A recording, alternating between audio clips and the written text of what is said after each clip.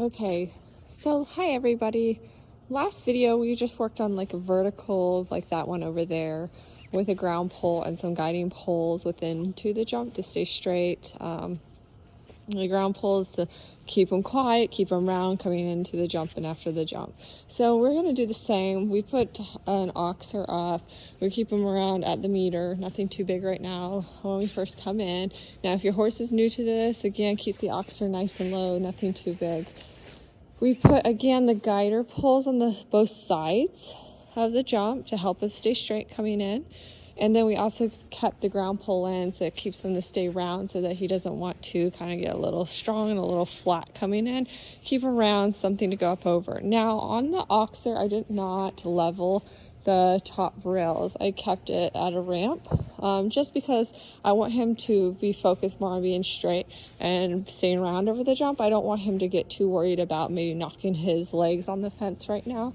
That's something that over time, once we get what we want out of our horse, then we can raise up that front top rail to make it level. So right now it's just all about him staying straight and staying round and not wanting to take charge going through the jump. Okay, so we went ahead and put an oxer in today, single oxer, and we went one with off the left lead and one over there off the right lead. I went ahead and I kept the one stride in. I always like to keep a one stride in somewhere, and I put a landing ground pole as well within the stride to stride over and to jump up. So we kept this line just simple and easy, and we're keeping it low. We're keeping it at the 0.80s on this one, and then over time, if he's ready to go up and we're staying around and we're staying so listening, then we'll have to make it a little bit wider as well.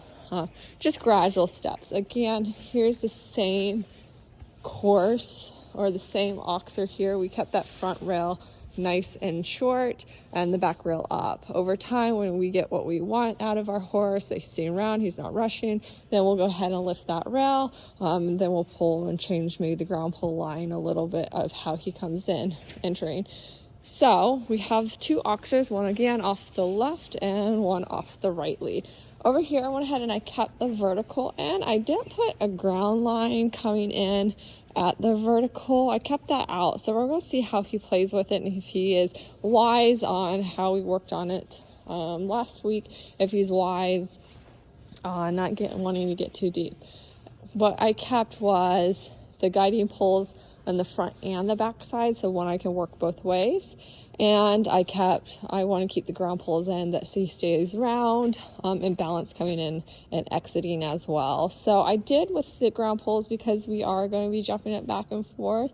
I did pull them out just maybe a roll or two, just so he feels comfortable on the back side, that he's not feeling like that pole's too short and that he has to land too deep on the back side of the fence, that he still feels comfortable to land and counter out and be okay. I kept it nice and low, nothing too big.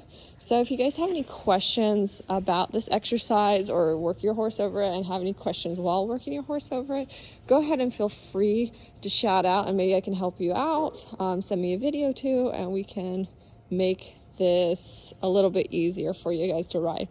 Again, I want to thank all my sponsors. I want to thank Raymond Naturian for the beautiful hairnets, colorful hairnets that I wear, and my Bellamute for the beautiful riding shirts and belts. Their belts are super cute.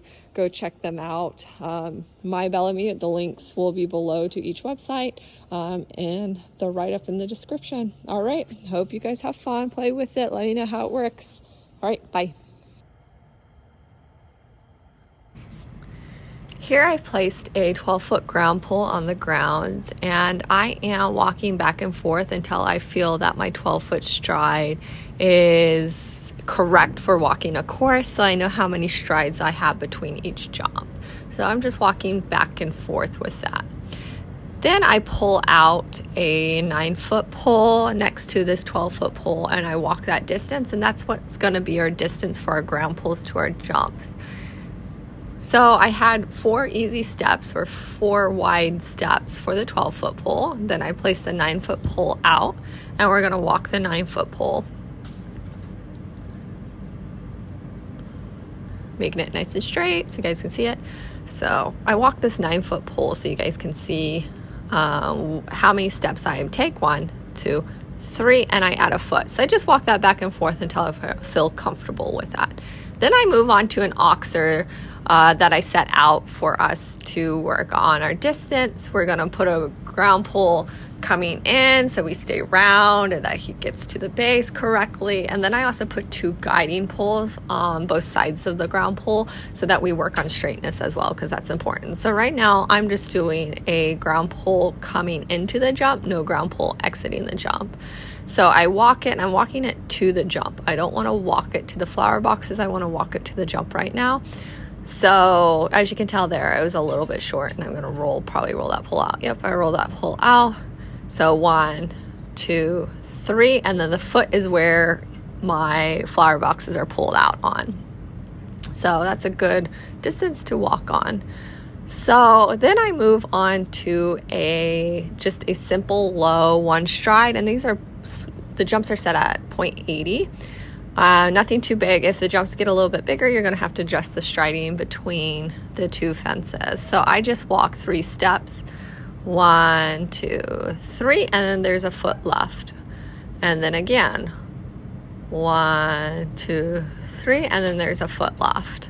So that is our distance for that 1 stride. Again, if the jumps get a little bit bigger, you need to adjust the distance between. So then I move on to another oxer after this, another set oxer, so I can work both left and right. And again, I do the 3 steps and then add the foot on top of where the flower boxes are, because the flower boxes are in the way. So 1, 2, 3, and a foot.